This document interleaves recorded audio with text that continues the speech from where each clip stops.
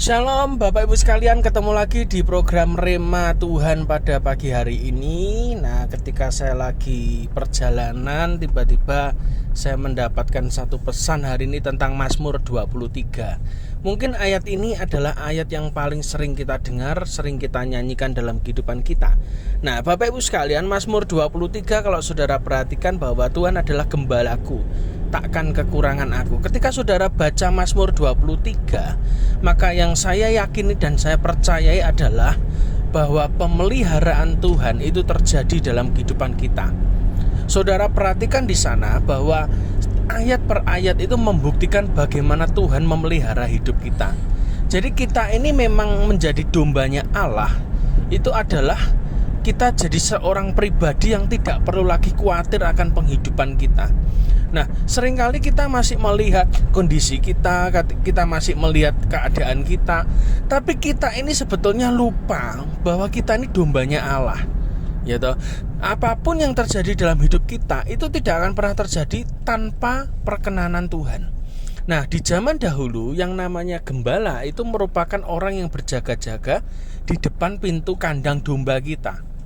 Jadi ada satu tradisi zaman dulu bahwa kalau domba itu masuk ke kandang, maka pintu itu setelah ditutup, maka yang tidur di depan pintu adalah gembala.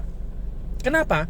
Apabila terjadi sesuatu pencurian terhadap domba atau juga pemangsa-pemangsa binatang liar terhadap domba, maka yang diserang pertama kali adalah gembala. Jadi pencuri binatang buas yang akan memangsa domba itu, hal pertama yang mereka harus hadapi adalah gembala itu sendiri. Jadi saudara bisa mengerti, saudara bisa bayangkan betapa hidup kita ini disertai Tuhan luar biasa, dilindungi Tuhan luar biasa. Jadi tidak ada alasan lagi buat kita untuk takut. Tidak ada lagi alasan untuk kita untuk khawatir, untuk mikir penghidupan kita. Kenapa? Loh, karena kita semua ini dipelihara oleh Tuhan. Bahkan Tuhan berjaga-jaga atas kita. Tidak mungkin sesuatu terjadi dalam hidup kita sebelum itu mengenai Tuhan. Istilahnya begitu. Apa yang kau alami pasti seizin Tuhan.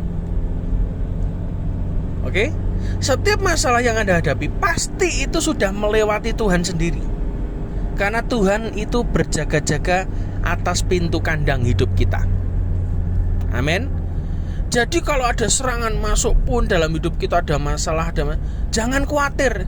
Itu berarti sudah melewati Tuhan. Dan Tuhan akan mengizinkan kita mengalami itu. Berarti artinya hal yang terbesar itu sudah ditanggung oleh Tuhan. Kita mungkin kena yang kecil-kecil aja. Ya, bukan berarti perlindungan Tuhan tidak sempurna, tidak. Tapi kadang Tuhan mengizinkan kita kena masalah supaya kita menjadi pribadi yang lebih kuat. Amin. Nah, Mazmur 23 itu di ayat yang terakhir di situ dikatakan, engkau menyediakan hidanganku di hadapan lawan-lawanku dan pialaku penuh melimpah. Wow. Saya ketika membaca ayat itu saya membayangkan begitu. Kalau kita punya masalah, kita masih bisa makan apa tidak? Oke. Orang yang biasanya punya masalah berat itu selera makan hilang. Ya toh. Puasa terpaksa itu terjadi pada orang-orang yang punya masalah berat. Gitu. Tetapi di ayat itu dengan jelas dikatakan apa? Engkau menyediakan hidanganku di hadapan lawan-lawanku. Tuhan itu menyediakan makanan kita, berkat-berkat kita itu tidak tersentuh oleh si jahat, tidak tercuri oleh si jahat, kecuali saudara yang melemparkannya kepada si jahat. Saudara mengizinkannya untuk dinikmati oleh si jahat. Tetapi dari ayat itu saya melihat bahwa berkat-berkat yang ada dalam hidup kita, di meja pesta kita, itu tidak terambil sebetulnya. Anda tetap bisa makan enak sekalipun di hadapan saudara itu lawan-lawan saudara semua. Bayangkan, di depan itu masalah begitu banyak, Anda tetap bisa makan enak, selera makan Anda tidak hilang. Itu loh, ayat itu sedang ngomong begitu. Ayat ini sebetulnya sedang mengajarkan apa sih? mengajarkan ketenangan yang luar biasa ketika kita kenal siapa Tuhan kita.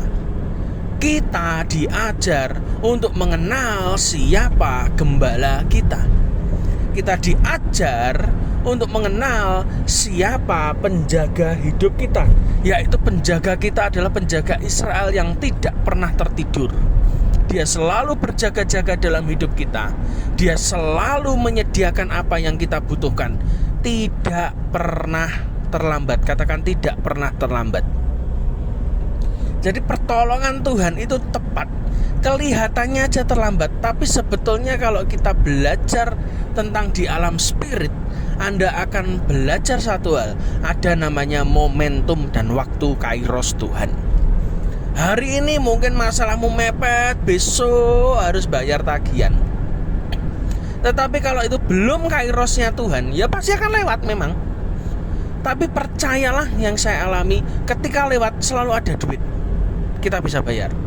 Karena saya belajar bagaimana berjalan dengan alam roh, yaitu engkau menyelaraskan hidupmu dengan maunya Tuhan. Bukan Tuhan yang menyelaraskan kepada kita, kebalik. Kita yang harusnya menyelaraskan dengan jalannya Tuhan. Dan itu yang harus kita pegang dalam hidup kita. Hidangan kita disediakan di depan lawan kita. Jadi nikmatilah, tidak usah takut, tidak usah bingung.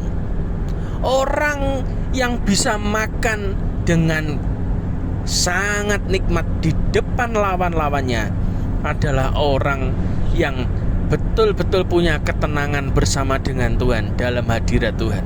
Amin. Orang-orang yang betul-betul mereka punya ketenangan yang luar biasa dalam batin mereka. Mereka bisa menghadapi masalah apapun di depan, problem apapun di depan dengan sangat santainya. Kenapa? Bukan berarti tidak mikir, ya mikir kita, tetapi kita percaya bahwa pertolongan Tuhan tidak pernah terlambat. Dan setiap berkat yang tersaji di meja pesta kita, yang dibuka oleh Bapak kita, istilahnya the Father's table itu tadi, itu tidak akan terambil dari kita. Kenapa? Karena Tuhan sendiri yang menyediakannya. Jadi jangan takut, jangan khawatir, bahwa Tuhan adalah gembala kita yang terbaik, dan Dia akan menyediakan kita apa yang kita butuhkan. Tuhan Yesus memberkati.